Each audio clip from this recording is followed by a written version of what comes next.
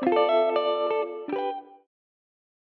your tire machine, you should line up all your tools. In this image, there are the mounting lubricant, or also called the bead lube. In our shop, we call it the butter. There is a tire depth gauge. It is optional because you don't have to do it for the tire machine, but after you use the tire machine, it's probably best to check the tire depth.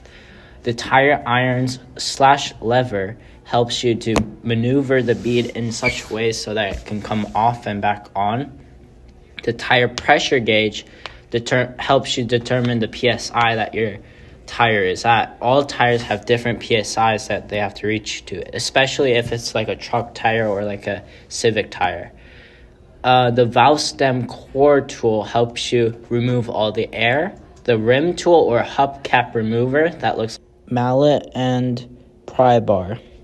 Hubcaps because you have to remove that to get the tire off sometimes, or you have to remove that so you can use the balancer. The brush in the butter and the brush on the table are both for the butter. They just look different. You can literally use any brush and it'll be fine. Today I'm showing you two small but very important tools when working with a tire machine: a valve stem cap and a valve core. This little metal / plastic cap protects the valve stem from dust, dirt, and moisture.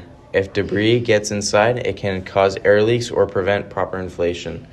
Some caps even have a built-in seal for extra protection. The valve core is the part inside the valve stem that keeps the air in the tire. Acts like a one-way valve. It lets air in during inflation and seals to keep the air out from leaking out. You use a valve core removal tool to remove or install it. This is a turntable, the flat platform where you place a wheel. It has adjustable clamps holding the wheel securely while the machine does its work. Over on the right-hand side of the machine, we have the bead breaker, a critical part of the machine. It presses down on the sidewall of the tire to separate the tire bead from the rim. It makes removing the tire much easier. Up here is a mounting arm with a piece called the duck head. The duck head guides the tire on and off the rim during mounting and demounting. It prevents damage to the rim as the tire moves over it. Down below we have the pedal controls. The far left pedal rotates the turntable clockwise or counterclockwise. The right pedal activates the bead breaker. And the middle pedal adjusts the clamps to hold or release the wheel. On the far left side we have the tire inflator pedal. Using the tire balancer, we use the tool to measure the width of the rim of the tire. Every tire machine uses measurements. For this particular one, we have the distance gauge or the offset arm. It helps us measure from the inside of the rim to the tire machine. Okay, so on the right side, there is the weight hammer / pliers. This is used for when you remove the weights or reattach the weights for when you're balancing. On the left side, we have 3 different types of weights. The stick-on is the cube-looking one, and there are aluminum and steel weights. Aluminum and steel can be identified differently because of their clip thicknesses. So if it's steel, the clips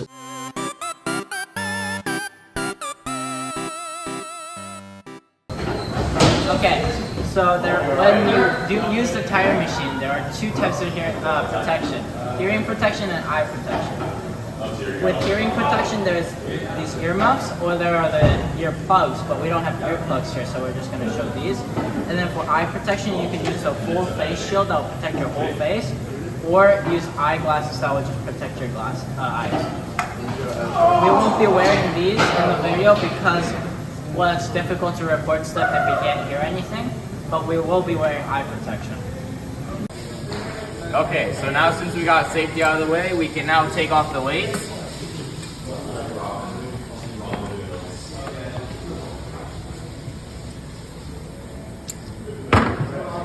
And you always want to check the other side for weights as well. Luckily, we don't have weights. Now, next step on this shop tire is to take out the valve stem. So then you can break the bead easier. You always want the small side of this end when you're working on a valve stem. Now we just gotta take the cap off. And you always want to keep your face out of the way, because there could always be little specks of dirt that'll fly out. That's why you should be wearing eye protection.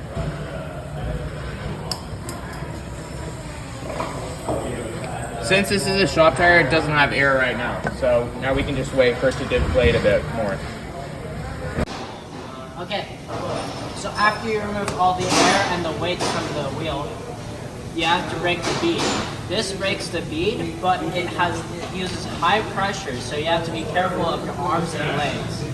You line up the edge of this part to the rim, like this. Line it up perfectly, and then press, on our tire machine, we press the third pedal.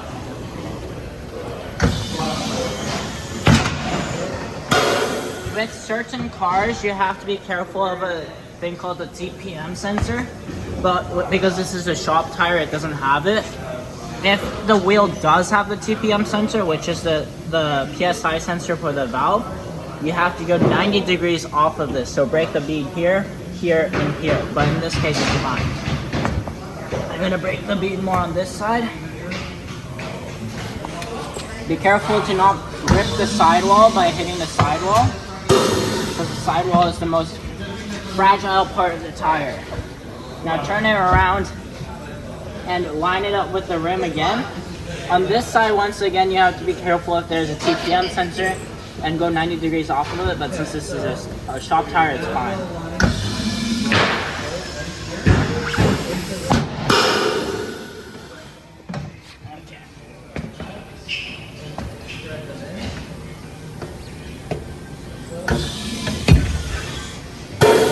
That's enough. Now since we've broken the bead, we'll want to lube it up with butter. And you want to get anywhere between the rim and the lip of your tire. So then when it slips out, it won't break anything.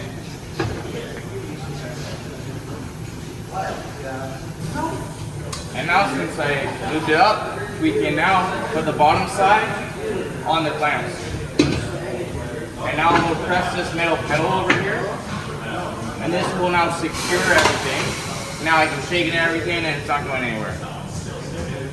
Now I'll grab the butter again, and now we have to move the top. This really just makes it easier for the tire to get taken off and stuff. And again, anywhere between the rim and the lip of the tire.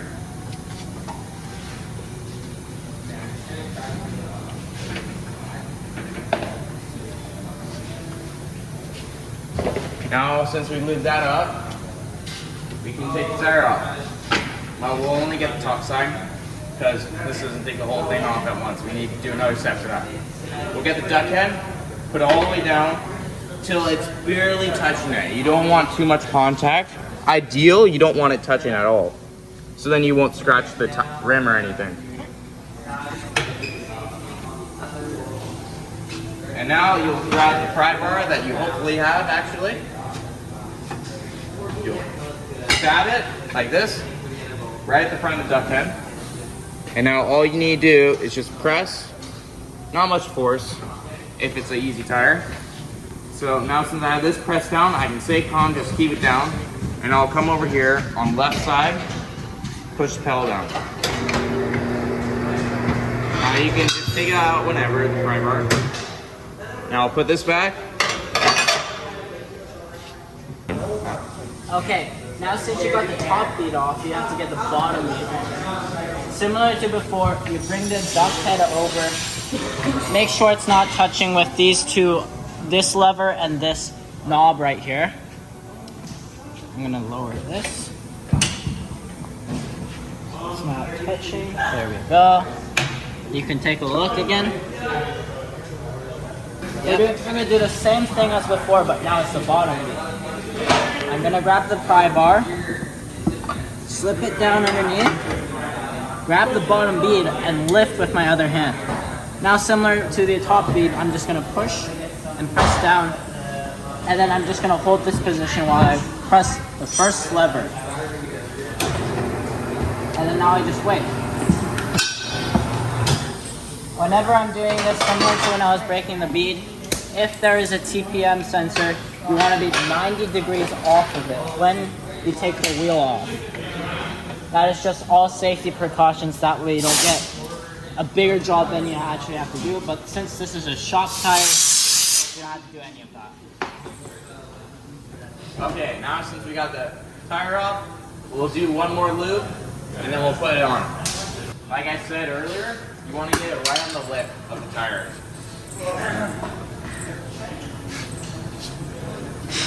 Both sides as usual. And now since we've done this, we want to put the tire back on. There is a rotation on some tires, but luckily this is a shop tire, so it doesn't have a rotation. But if you come over here, usually it would say somewhere on this like grippy part of the tire, you'll have like a direction, an arrow or something, and then you'll just orchestrate that with your car. So now since we got the tire almost on, not really, we'll grab the duck head, put it all the way down like normal. Now this is the most important part. When you want to put your tire on, if you come over here, you want this part of the tire over the back side of the duck head, and then this side underneath the duck head. And now since we got this part, we'll give it a big old twist, just because of strength. Now I'll push the left pedal and hopefully it goes in.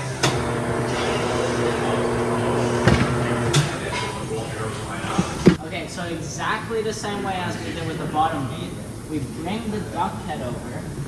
There are two different duck heads, one's steel and this one's aluminum. Aluminum, even if it touches the rim, usually it won't scratch, but it's just a precaution.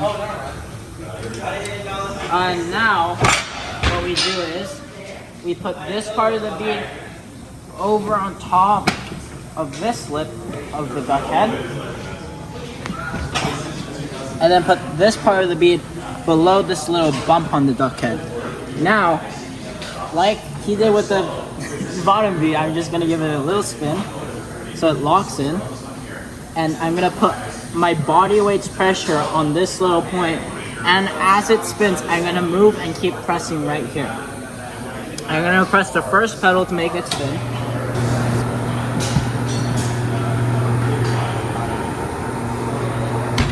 Be careful of your fingers, you can get caught. We got the tire on, we're just gonna pump some air into it, and then the bead will pop into the rim. And when you pump it in, you just gotta be careful with your fingers, because the bead will pop in. So like if you want your fingers there, you're not gonna have fingers. And now, right before I do it, I'm gonna put in some ear protection. And once I pop it back in, I'm gonna put in the valve stem. And what that does, it's a one-way exit. So it won't let as much air go in, and that's why we don't have it on yet, because we want to get a bunch of air in to pop the bead back in.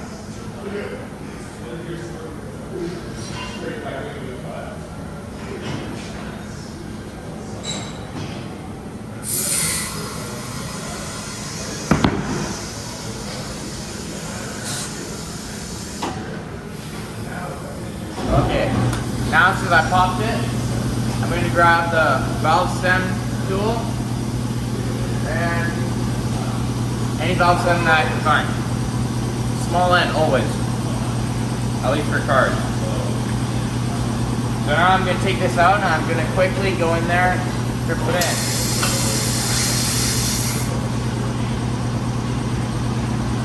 Alright, now since I got that in, I'm going to put it up to 30 psi. That's for all our shop tires in the shop. But for your car or your truck, you can just look at the driver's door and it will tell you somewhere on the stickers where to put the PSI at.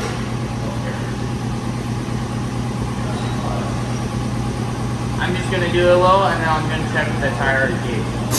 Alright, now if you come over here, I'm going to teach you how to use this. So you want it not crooked to go on, but just right. And then you'll quickly press with your thumb right here. Now I'll tell you. So it's 25. And we want to get to 30, so 5 more PSI. Now we'll just go a bit more, like maybe a couple seconds. Now we'll check again.